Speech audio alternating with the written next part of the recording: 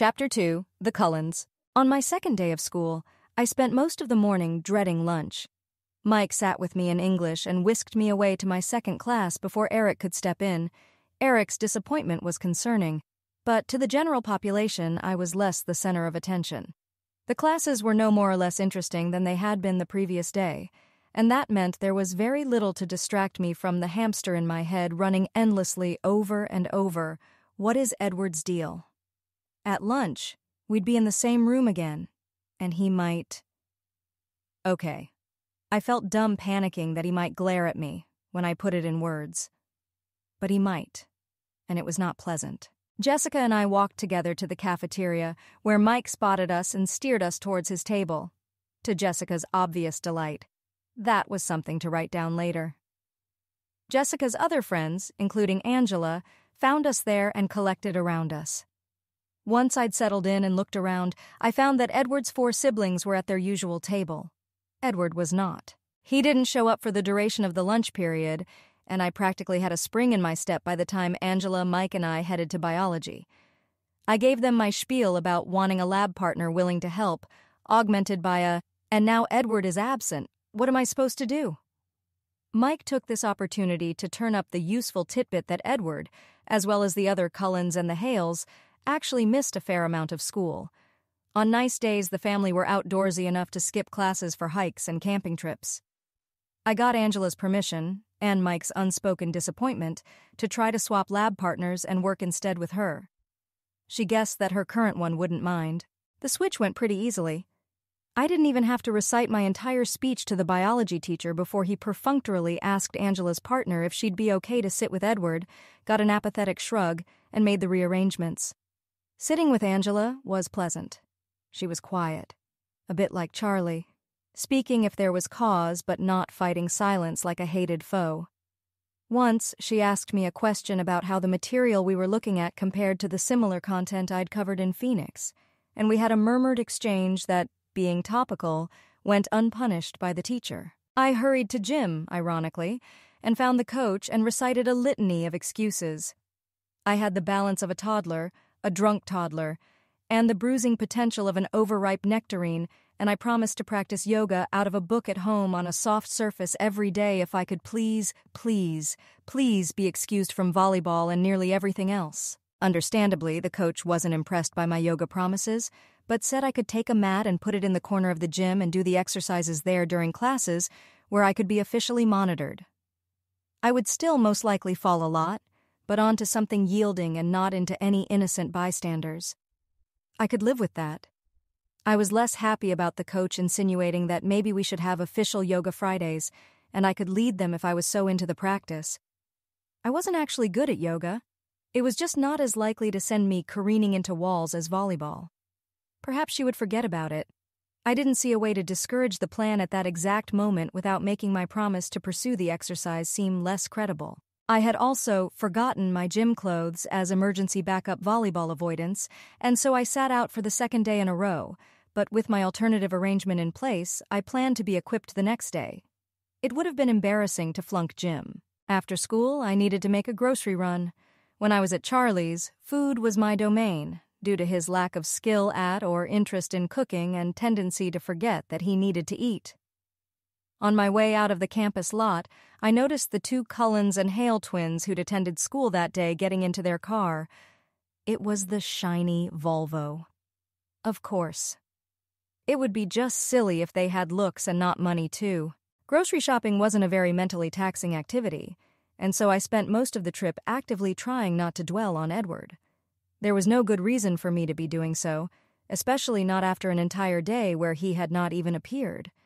That meant I was dwelling on him for bad reasons, and those weren't likely to go away and quit bugging me until I ferreted out what they were. What bad reasons would be prompting these thoughts? Well, first, to get it out of the way, he was attractive. Very. Not in how he acted, just visually and in terms of what I'd heard of his voice. That had to be tweaking something on a subconscious level. I wouldn't necessarily have felt less threatened if an ugly boy had scowled at me the same way, but I wouldn't have been so self-conscious about it. I probably would have figured that it was his problem, which was a hint that it was his problem, and I shouldn't consider it evidence that I'd done anything wrong. Edward was just a bizarre guy who'd taken an arbitrary dislike to me where no one else had, and he'd chosen to express it in the form of hostile staring. The fact that he was pretty made this no more or less likely. Second, it was unexplained. That made it nigglingly mysterious. It only helped to care about mysteries if there was a sensible route towards solving them available, though. Now that I thought about it, it might be safe to ask one of his siblings? None of them had looked at me at all, strangely. Of the four, I guessed that Alice, the smaller, less runway model-looking girl, would be most approachable.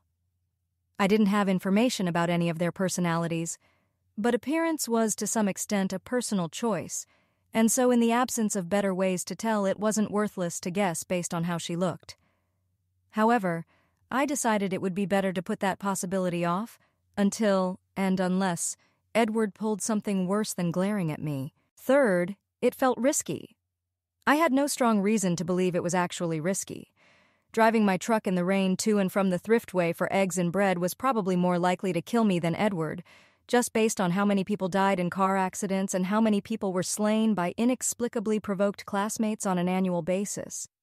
But an angry face on another person was more the sort of thing I was wired to fear than a lump of metal under my direct control. The brain was evolved to work out social problems, not to worry about the relative danger of controlling vehicles on wet pavement. I'd run through all these thoughts by the time I wheeled my cart to the checkout. They helped. Simply observing the thought processes that led to some intrusive notion was so useful. I was confused about the fact that others never seemed to do it. Renee's ability to worry was limited only by her attention span. Charlie, if he had the tendency of dwelling to begin with, was subtler about it. I didn't see signs of the ability to consciously shut down pointless wool-gathering in any of my peers. I supposed I should actually ask some. Later, after I had closer friends in Forks who wouldn't find the one comment enough to consider me weird, instead of so early in their formations of impressions. I went home, made egg salad so dinner would already be done whenever Charlie got home, and replied to Renee's email that had arrived while I was at school. Then I occupied myself by writing down as many of the things I'd decided to write down as I could remember. When I'd exhausted them, I got started on my math homework. I heard Charlie come home some hours later and went down the stairs so we could eat together. Bella? He called when he heard my footsteps. "Welcome home," I replied, leaning into view at the bottom of the stairwell. Egg salad's in the fridge. He served himself a generous helping, looking appreciative, and I scooped out a small plateful for myself. When he went back for a second portion, he asked, "So how did you like school? Have you made any friends?" "Sure," I said. "I have a couple classes with a girl named Jessica, and Angela's my lab partner in biology. I sit with them and some of their friends at lunch. And I also met a boy named Eric and one named Mike. They're friendly." I didn't mention Edward. There was nothing worth involving Charlie in, and anyway, he was clearly hoping for positive news, of which there was no shortage. "That must be Mike Newton. Nice kid, nice family. His dad owns the sporting goods store just outside of town. He makes a good living off all the backpackers who come through here."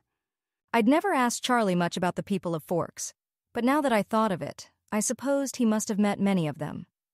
It would be likely less fruitful, but also much cheaper, to ask him rather than Alice. Obliquely, of course. "Do you know the Cullen family?" I inquired. "Dr. Cullen's family? Sure, Dr. Cullen's a great man." I meant more the kids. They stick out some at school, I was curious. Charlie surprised me with a medium-sized speech about how the Cullen kids had surpassed all of his expectations since they'd moved into town, never gave him a speck of trouble, were unfailingly polite, and all went on regular camping trips as a healthy family bonding experience. He seemed to be reacting more to some background hum of gossip, like what I'd heard from Jessica, than to anything I'd said.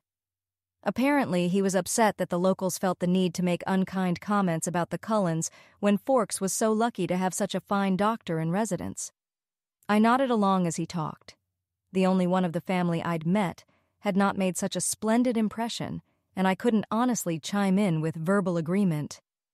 But if my father, the police chief, found the family so clean-cut and worthy of praise, that was some evidence in favor of the danger being imaginary. Most violence came with priors. I felt a bit better. Edward was not in school for the rest of the week. I settled into the routine of school. English with Mike and Eric sitting on either side of me, competing for my attention during the moments before and after class. Government, trig, Spanish, lunch, biology, and yoga in the corner of the gym. I discovered to my surprise that I liked yoga. It was easy to think during the languid motions from pose to pose.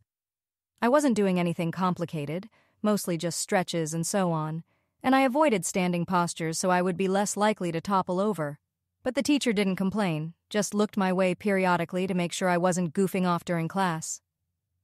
The group I sat with at lunch, led by Mike, made plans to take a trip to La Push Ocean Park in a few weeks, an unfamiliar sort of beach, but a beach, and I decided to go. By Friday, I started to suspect that Edward had dropped out of school or something. The mystery was compounded, not relieved, by his absence, and the small town failed me with its lack of plausible gossip. This was odd, given that asking Jessica could yield information of the most personal sort about everyone else. I encountered more rumors about drinking problems and scandalous pregnancies and business trajectories than I could keep straight. Why shouldn't she be able to report on Edward? I really didn't think I was horrifying enough to cause anyone to drop out of school altogether.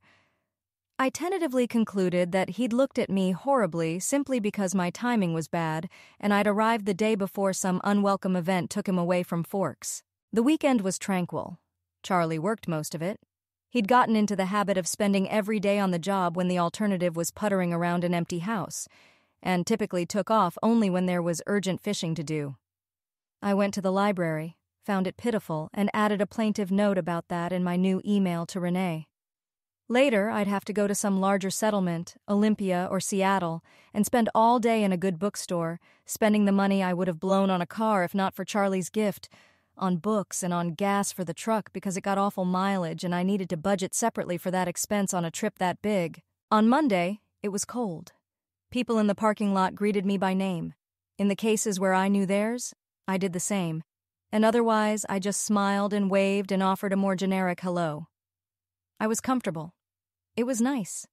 The classes were mind-numbing, but I was pretty pleased with the student body. After English, it turned out to be snowing, and I stopped to marvel when I walked out of the building, staring up at the descending wisps of cottony precipitation. Mike thought this was amusing. Haven't you ever seen snow before? On TV, I said. Mike laughed. Then a ball of slush hit him in the back of the head. I tracked its path and noticed Eric hurrying away, in the wrong direction for his next class. Mike bent down and started collecting his own snowball. "See you at lunch," I told him, moving away briskly. I thought snow was pretty, but I suspected my affection for it would be destroyed if I had to encounter it in the form of crossfire. The snow, first of its kind for the calendar year, was the talk of the school all morning, which would have made more sense if it had been snowing in Phoenix. Nevertheless, I didn't find it hard to muster enthusiasm, since it was genuinely novel to me. I managed to avoid the hurtling snow missiles between all of the buildings I was obliged to travel to. Jessica, walking with me to lunch, thought my caution was silly, but didn't attack me with a frozen projectile herself. Mike caught up with us near the cafeteria doors, laughing as melting ice destroyed the painstaking spikes in his hair. Jessica drew him into a discussion of snowball fight tactics as we headed for the food, and I habitually glanced at the Cullens table. There were 5 people there. I must have been distracted for longer than it seemed to me because Jessica pulled on my arm. "Hello, Bella? What do you want?" For him to go be gone again, I thought. Or for an explanation at least. "Just a soda," I said aloud. "I'm not really hungry." "Are you okay?" Jessica asked. "I think so," I said. We waited in line, got our food and beverages, and headed for our table. Mike was very concerned about my health and kept asking if I was sure I was all right. I considered faking an illness and skipping biology in the nurse's office. Bad idea, I decided. I couldn't do that forever, and it wouldn't get me any closer to understanding what was going on. I would just stick close to Angela and ignore Edward as much as I could, but I couldn't resist looking over once, to make sure he wasn't glowering at me. Edward wasn't looking at me at all, and he was laughing. The entire family was. The boys all had snow in their hair, and Emmett was shaking his head to fling it out towards the sisters. Alice was using her lunch tray as a shield. It was picturesque, and I looked a little more intently, trying to figure out where the fury I so strongly associated with Edward had gone. Without it, he didn't look half so predatory. Bella, what are you staring at? Jessica asked, and just then Edward looked over and made direct eye contact with me. I ducked my head immediately, caught, but I was sure he hadn't looked as full of rage as he had before.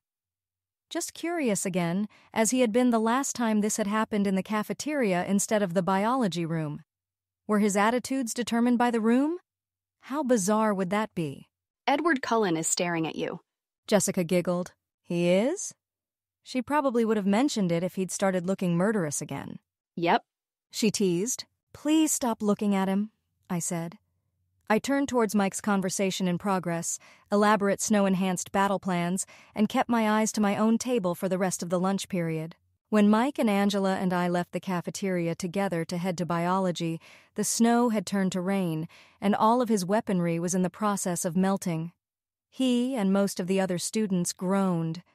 I was relieved not to have to fear snowballs between classes, and although I did miss the decoration, I hadn't fancied trying to drive home in my very first snowfall. I was glad that I had changed lab partners and that I didn't have to sit right next to Edward after his absence, especially since he had a brief, bizarrely heated exchange with the teacher about the new seating chart before finally taking his place next to Angela's former neighbor. I couldn't hear most of it, but his tone was incredulous, and the girl he was to share his table with was closer to the front of the room and looked vaguely offended. And then Edward stared at me again. Not angrily, just frustrated as the first time. I turned my attention to the lab when the teacher finished setting up and told us to start identifying the phases of mitosis on our microscope slides. Angela and I worked well together. We alternated checking the slides first and then checked one another's work, with her making one error that I caught and, as far as we could tell, none on my part. While she copied our answers onto the sheet, I glanced around the room. One of the pairs had a book open under the table, trying to hide the forbidden reference from the teacher. Mike and his partner kept swapping between two slides, comparing them. Edward was staring at me again, and his lab partner was gazing into space. Either they'd completed the assignment before anyone else, or they had both decided to ignore it completely. His eyes were dark gold. I was sure they'd been black before. I hadn't written it down and could be misremembering, but I was sure they had been black. I looked away again. Angela's handwriting was very tidy, and so she was doing all of our recording, but she had noted in the margins who identified which slides first, and the one mistake that I had caught, so the credit was shared appropriately. I smiled and murmured to her that I appreciated it, and she smiled warmly, thanking me in turn for spotting the misidentification. The teacher came around and noted everyone's scores. I was able to just barely overhear that Edward and his partner had gotten full marks. Speed, then, not abandonment. Angela and I, plus one other pair, did equally well. Everyone else had something missing. There was a brief hubbub as equipment was put away and the teacher recorded our scores in his gradebook, and then collective focus turned to the transparencies he used to explain the lab. I zoned out a little, mostly just staring at the bright rectangle at the front of the room with pictures of cells in it. Sometimes I checked to see where Edward's attention was. Every time it was on me. I wondered if the teacher noticed. The fact that he consistently turned out to be staring at me only made me more tempted to check repeatedly. Finally, I made a face at him, trying to convey something like, "What is your deal?" with my eyes. And he turned towards the front of the room for the rest of the class, body language tense but his visual focus off me. Edward raced nimbly out of the room when the bell rang. I'd half suspected that he'd lurk on the route to gym and accost me when I walked by, demanding whatever secret he found so frustrating. I stuck close to Mike. That was awful. Mike groaned. They all looked exactly the same. How'd you do so well? I'd done it before, I said. With fish, not onion, but it's the same idea. Lucky, commented Mike, and then he started griping about the departed snow. I stuck to a simple set of 4 poses during my yoga session to leave me more focus for thinking. I decided that unremitting staring was probably a significant enough act of harassment that, if I thought I needed it, I could get faculty attention about it. I resolved that Edward had 2 days to cut it out or I'd try to speak to Alice, and if that didn't turn up anything, he had a week and I'd speak to the biology teacher, and if that came to nothing, I'd wait another week and involve Charlie. Charlie's approval of the family would not, I was sure, stand up to my complaint, especially when I could probably get the also approved of Mike to back me up. After 2 more weeks of staring, if it got that bad, Mike would notice something. He was attentive enough. I still needed to think of something to do about that, but it was a secondary problem.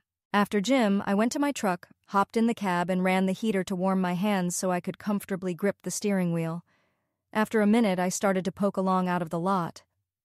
On my way out, I spotted Edward and Alice standing near the family Volvo. It looked like they were arguing. They weren't loud enough for me to have heard them, even if I'd cut the engine and rolled down a window. But it was clearly intense. I'd never even had a bizarre intermittent staring match with Alice, so in all my vanity, I couldn't conceive of the conversation being about me. There was nothing she knew or thought about me to argue for or against. I continued towards home. The next morning, I drove to school as usual, parked, and got out of my truck. Not at all as usual when I shut the truck door and turned around. I found that Alice Cullen was standing beside me. Hello? She said chirpily. Her eyes were the same gold that Edward's had been the previous day. My name is Alice Cullen. Hello, I'm Bella, I said automatically, politely, and then I remembered to be confused. What? Oh, look, Said Alice, seizing my arm in a friendly but inescapable grip and pulling me towards the front left wheel of my truck, and then past it. She pointed at the tire. snow chains. That was smart. I thought you were from Phoenix and it never ices there. I hadn't put the chains there, and I was surprised I hadn't noticed them before I got into the truck that morning. I suppose that explained why I hadn't had a terrible time driving to school in all the glittering frozenness. My dad... I started to guess, but Alice was still hauling on me and it made it hard to form sentences. It was outrageous how strong she was in spite of being so tiny. Hey, Look, she said again, dragging me farther and farther away from my truck. all these people have lived in Forks all their lives and half of them don't chain their tires. Finally, she seemed to think that 4 parking spaces away from the Chevy we had moved far enough, but she maintained her hold on my arm. I expected to find my skin painted with bruises later. Alice, I said. But before I could ask her to please release my arm, a dark blue van skidded across the parking lot and collided with the back corner of my truck. The truck was sturdy, it made an awful noise, and I lost some paint, but I didn't doubt it would work later. I would have been standing in the path of the van if Alice hadn't pulled me away. Alice no longer seemed to find it necessary to hold my arm in her vice of a hand, but I decided that if she'd found it appropriate in the first place, she wouldn't mind my clinging back just a little bit. She was little and bony, but didn't sag under my attempt to seek support. I made a small burbling sound. Chains on tires in icy weather are such a good idea, said Alice sagely. I wobbled in place, wrapped around Alice's unprotesting arm and trying not to fall over. Between the ice and the fact that I'd just nearly been trapped between a truck and a van, it was a challenge, but eventually I found enough footing and mental stability to let go of her. "Ah," I said. My voice was strangely devoid of emotion, considering. It should have been exhibiting relief or stress or confusion or gratitude or some combination of those things. I supposed Alice deserved to hear the last one spoken aloud. Thank you, I added to my ineloquent exhalation. For what? She said. The compliment about the snow chains and how smart that was? You're welcome. It seemed obvious that she was playing dumb somehow, but I couldn't fathom why. The van hadn't been anywhere in sight when she'd started pulling me away from the truck. There was nothing for her to play dumb about. For pulling me out of the way, I said. If you hadn't, the van would have squished me. That was lucky, she said cheerfully. Hey, I'd better get to my class. I'll see you at lunch, Bella. Alice danced away, her grace untroubled by the ice. I blinked at her a couple of times and then tottered towards the blue van for the ritual exchange of insurance information. Tyler Crowley was the van's driver. I recognized him from my government class. He'd gotten a few small cuts but looked mostly okay. Without any humans in the path of his out-of-control car, he'd mostly focused on slowing down and hadn't careened too crazily. By the time I'd written down all the details, Charlie had arrived. Apparently the school secretary had called emergency services. He was worried about me at first, but I reassured him that I'd been standing all the way over there, and that my truck was just fine, thanks for the chains, by the way, and that my witness's remarks were all written down right here. I tore a page out of my notebook. And that I was going to go to class now. I don't want to get any later. Love you, Dad. I was late to English, but after explaining the car accident, with Alice edited out, the implication being that I'd wandered autonomously out of harm's way, I wasn't in trouble. Mike and Eric overheard the story. Mike seemed to decide the best reaction was one of exaggerated compassion, making sure I was okay, did I need help touching up the paint on my truck, etc. Eric went with something more along the lines of, "Wow, Bella had a cool adventure." which would have been the pleasanter of the two if it hadn't made everyone in the class lean in and want me to tell all about my cool adventure. Tyler was back in school by the time government started, and he apologized profusely about the minor scratches to my car. His face was covered in Band-Aids that stood out brightly beige against his brown skin, and it was fairly silly looking. I waved off the apologies.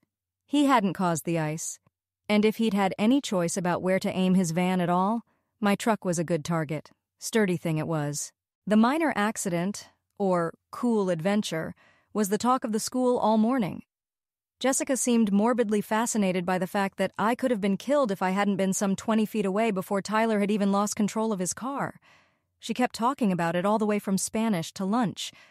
I was just about to ask her if she could please stop describing my gruesome counterfactual death when, right outside the cafeteria doors, Alice appeared at my elbow. Hello, Bella. She said. Hi, I said. I blinked. Alice was not quite as aggressively mysterious as Edward, but she was puzzling. At least she didn't scare me. Jessica looked put out by her arrival. "I'm going to go in and sit down, Bella," said Jessica after enough of a pause to be awkward. Okay, I said over my shoulder, still facing Alice. Later, Jess. Jessica went inside, and I looked back at the tiny girl who had saved my skin that morning. She was smiling at me like she was dying to tell me what I would get for my birthday, but had promised not to. We stared at each other for a bit. I said, "Thanks again for getting me out of the way earlier." You're welcome, exclaimed Alice. Do you want to sit with me at lunch today? You and your, siblings? Said Alice, furrowing her brow. No, I don't think that would be a good idea. Just me. I spent 2 seconds debating whether to ask her why or not. I decided it would be rude and that I might get clues if I sat with her anyway. Sure, I said. My usual table mates looked puzzled when I walked in with Alice, and I gave them a look intended to convey, I don't know what's going on either, I'm just going with it. They continued to look puzzled. I suspected that most, if not all, of the content of my meaningful looks was lost in translation. I'd catch up with them later and use words instead. Alice bought a sandwich and a bottle of apple juice. I took a soda, a banana, and, as it was taco day, a tortilla full of fixings, and then we found an empty table. I opened my drink and partially peeled my fruit. Alice didn't touch her purchases. When I'd finished my banana, I said, "Aren't you going to eat?" I forgot that this kind of sandwich has mayonnaise on it. She said at once. I don't like mayonnaise. It was a tuna sandwich. I wondered if there were any commercially available tuna sandwiches without mayonnaise. Why don't you get a different one? You never opened it. I bet they'd let you trade it right back, I said. That one stumped her for a moment. Then she said, I'm not that hungry anyway. I can just have a snack when I get home in a couple hours. Uh-huh. What about your juice? I only like juice with food, she said.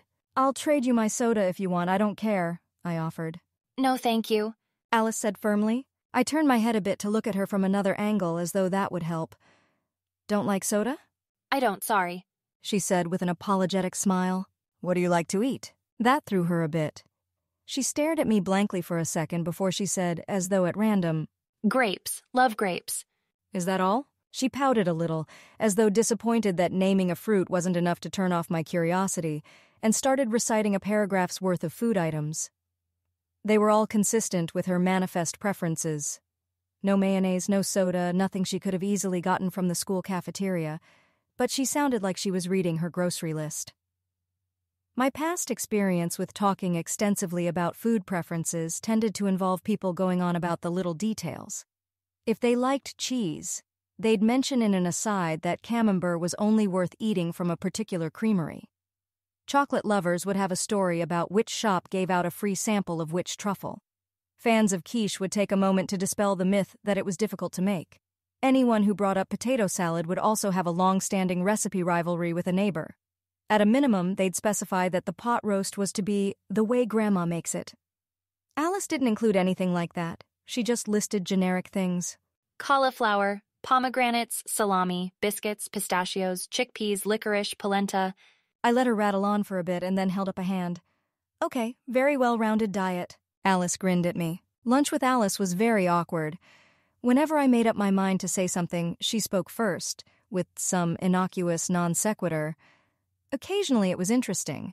She had perspectives on the personalities of some of the teachers that I could imagine being useful, but just as often it was entirely apropos of nothing.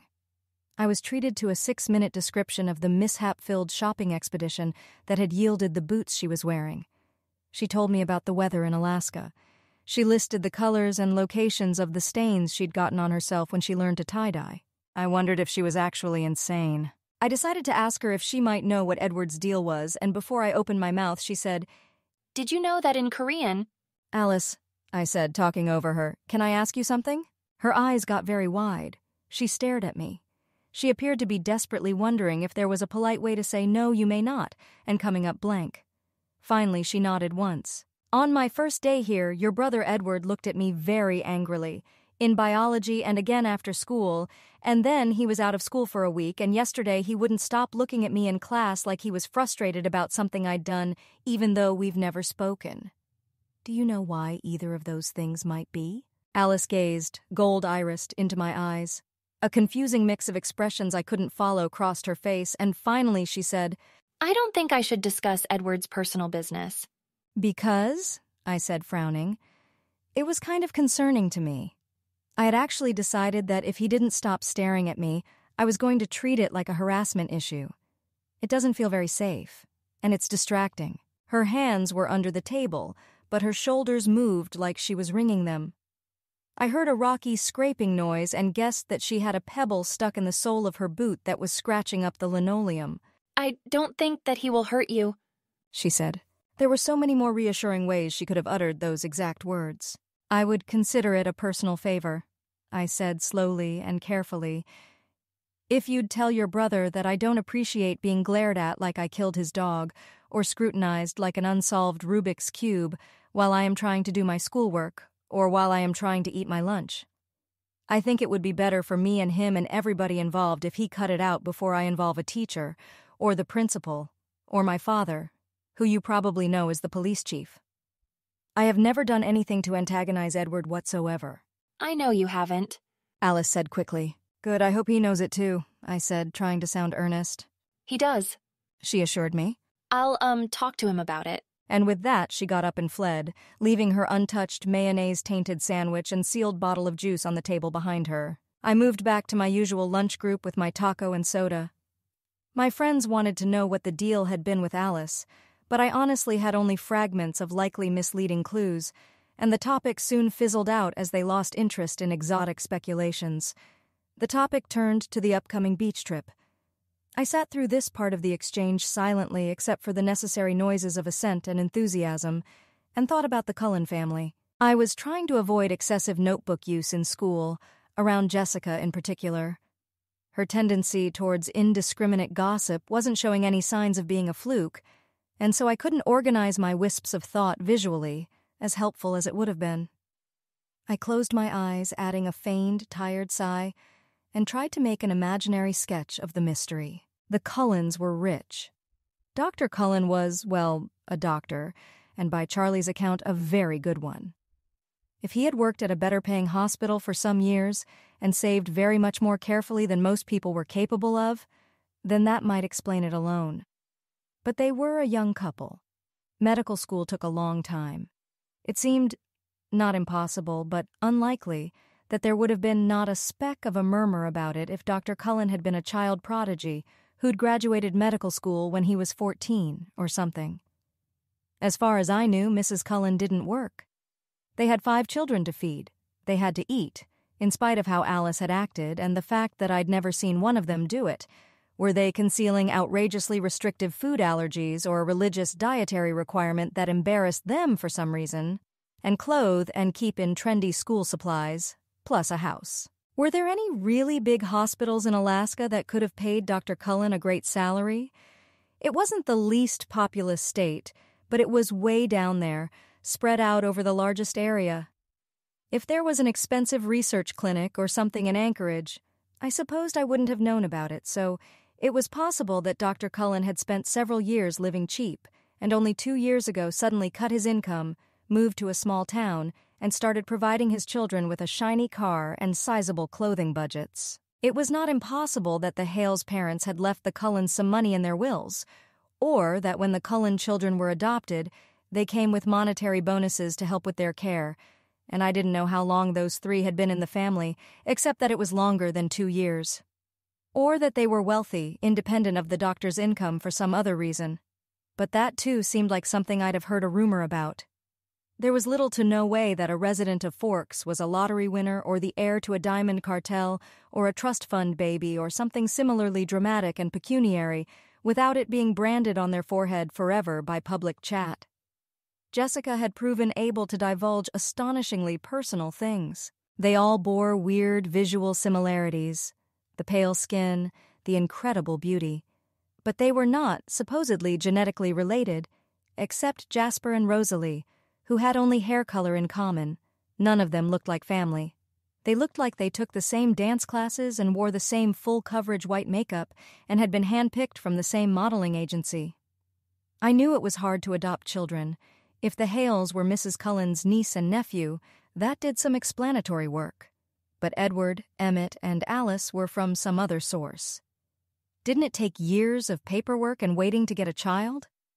I supposed it was faster if one was willing to take an older adoptee, but then it was slower if you wanted a white kid, one without developmental problems.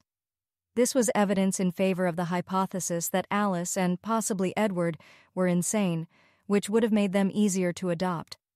I didn't know about Emmett, but they all did well in school and largely kept to themselves, and Charlie thought they were model citizens. And it was known that Mrs. Cullen couldn't have children of her own. Since her husband was a doctor, that might have turned up earlier than it would in most couples. But my impression was that fertility testing didn't customarily enter a conception attempt until considerable trial and failure. The timeline just didn't shake out naturally. I was placing a lot of faith in Forks's rumor mill, but it was a very good one. I guessed that Dr. Cullen was 35 at the very oldest. He was supposed to look a decade younger than that. If he'd finished high school when he was 16, say, he probably could have skipped a grade or 2 back in elementary school without that making its way to my ears, and gotten through med school in an accelerated 7-year program so he had his doctorate at age 23, and raced through whatever licensing hoops were in his way at age 24, and was such a miraculous boon to medicine that he'd immediately gotten his super high-paying job in Alaska. And by then, the Hales would have been living with Mrs. Cullen. I didn't know when Dr. and Mrs. Cullen had gotten married, so they might not have been living out of the doctor's pocketbook until later. But what was Mrs. Cullen doing before they married? If she had job skills, they'd never made it into the town consciousness. But that left Dr. Cullen 8 years racking up the big bucks. Not enough time for really high-yield investments to pay out. Was he living like a graduate student that entire time, surviving on ramen and store samples, only to start living like a king a little later on, when he'd have to mostly eat savings to do it? When did the other 3 kids come in? If he'd been saving like a Scrooge during this period, why did they act so used to their nice things? Alice's story about her boots hadn't held any of the earmarks of being a gleeful once-a-year splurge, and I was sure they'd cost at least $200, though she hadn't named a figure. What about school loans? I guessed if I was factoring into the story that he was a brilliant doctor commanding an immense salary, he could also have been a brilliant student commanding a full-ride scholarship. The bell rang. Edward seemed to be following me to biology. This was a slightly silly impression to have even given everything that had happened.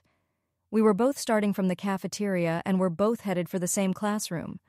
But he was walking right behind me and seemed to be matching pace awfully precisely with me, Angela, and Mike. I couldn't speed up with all the ice on the paths, so I slowed down, claiming to my friends that I felt liable to fall. This was entirely credible, as I did fall down a lot, even on surfaces not encrusted with slippery substances. They slowed down with me. Instead of going around, Edward slowed down too. It did not seem likely that this was a coincidence, or that he felt a deep and abiding need to keep off the grass. What had Alice said to him anyway? We arrived at biology after what seemed like a very long trip to have squeezed into only 3 minutes. Angela and I sat at our table, Mike slid in beside his partner, and Edward walked through the door a half a step behind us. He hesitated, like he wanted to go on following us. Me. But instead plopped into his chair. He held himself very stiffly but didn't turn around to look at me. Biology progressed in perfect ordinariness. Mike and I walked to gym, which ensued with no unusual happenings. It wasn't until I walked out of the gym building that Edward Cullen appeared at my side and said, "Hello, Bella." I jumped, startled. My feet came down on the ice and immediately sheared off in opposite directions. I went down, scrunching my eyes closed and emitting a squeak. But where I expected my head to crack on the ice, there was silence. I opened one eye. Edward had caught me neatly, and it must have looked to bystanders like we were in the middle of a very oddly timed ballroom dance. "Are you all right?" He asked. Yes, I said. Please let go of me. Edward stood me back up. He didn't seem to have any trouble with moving me around any which way he pleased, nor with avoiding balance challenges himself. Thank you, I said. But I narrowed my eyes a little bit. I waited for him to talk next. He was the one who had greeted me. Presumably, he had a reason. I started counting to 5 in my head. If he hadn't gotten my attention by the time I reached it, I was going to continue towards my car. "Alice told me you were upset by my staring earlier," he said in that smooth voice. If they made voices out of caramel, this would be one of them. Looking into my eyes steadily. His were still gold. "I wanted to apologize." Oh, I said. It wasn't very helpful of me, but I didn't feel charitable. I wanted to see what he'd say without prompting. "I'm sorry," he said after an awkward pause, apparently having realized that saying he wanted to apologize wasn't quite actually apologizing. I accept your apology, I said. I'd gotten into the habit of saying that instead of, it's okay when I was 14, having noticed that I often wanted to accept apologies for things that were not really okay. "Thank you," said Edward. You're welcome, I replied. There was another pause. I began counting to 5 again. "Would you like me to walk you to your car?" he offered when I'd reached 3. "I noticed you seem to have some trouble with the ice." No, thank you, I said. This seemed to surprise him. "May I ask why?" he inquired after a moment. I considered the pros and cons of various answers. Eventually, I hedged my bets. Are you sure you want to know? "Yes," he said immediately. Because I'm liable to ask very intrusive personal questions of you if I spend time with you socially, and I prefer to avoid situations in which I'm especially likely to be rude. And then, because it would have put the lie to my statement if I'd done otherwise, I turned and picked my way across the ice towards the parking lot. Of course, Edward couldn't let me walk away. He loped beside me, one long, easy step to 6 of my careful ones. "Why would you ask intrusive personal questions?" he asked lightly. Because there are a number of things about you, your family in general actually, that don't add up, I said, deciding that if he kept following me after what I'd told him, he wasn't entitled to special rudeness-avoiding care. You are distractingly mysterious. "You like solving mysteries?" I like the non-existence of mysteries. Mysteries mean I've missed something, I said shortly. "Interesting," Edward murmured softly. "What's missing about me?" He seemed to want to keep me talking. That was potentially useful. I stopped, carefully, on a salted patch of sidewalk, and turned to face him. If I tell you what's missing, will you fill in the gaps? "Probably not," he said, smiling in a manner that he probably thought was roguish. Then I have no incentive to answer your question, I said, and I continued to walk to my car. Edward's face fell and he kept following me. "What?"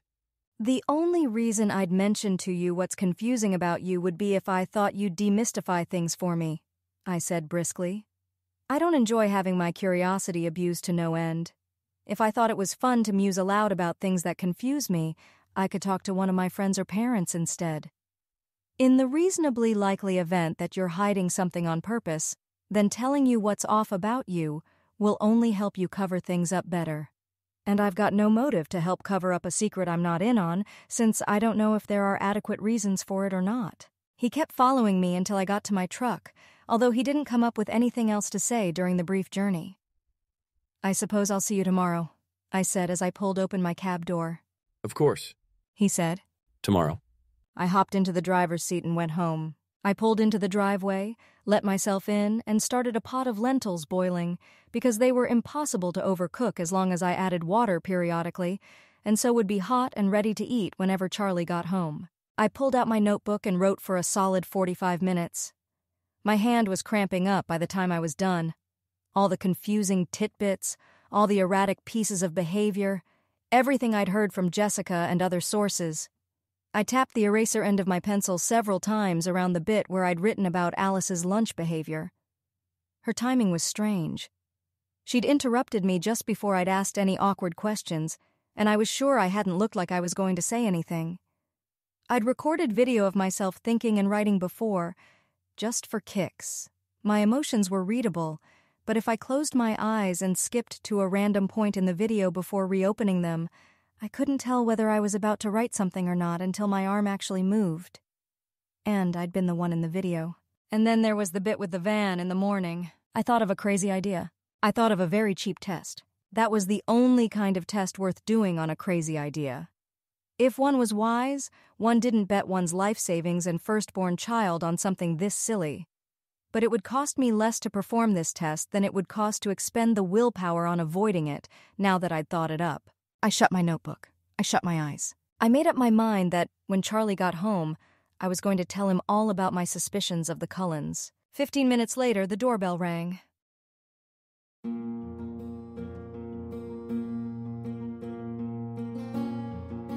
This has been an AI reading of the Rational Twilight fanfiction Luminosity by Alicorn, licensed under an Attribution Non-Commercial Share-alike 4.0 international agreement. If you wish to support this AI reading and others like it, please visit patreon.com/AskWhoCastsAI, where we are releasing episodes 4 weeks in advance of the regular feed. Thanks for listening.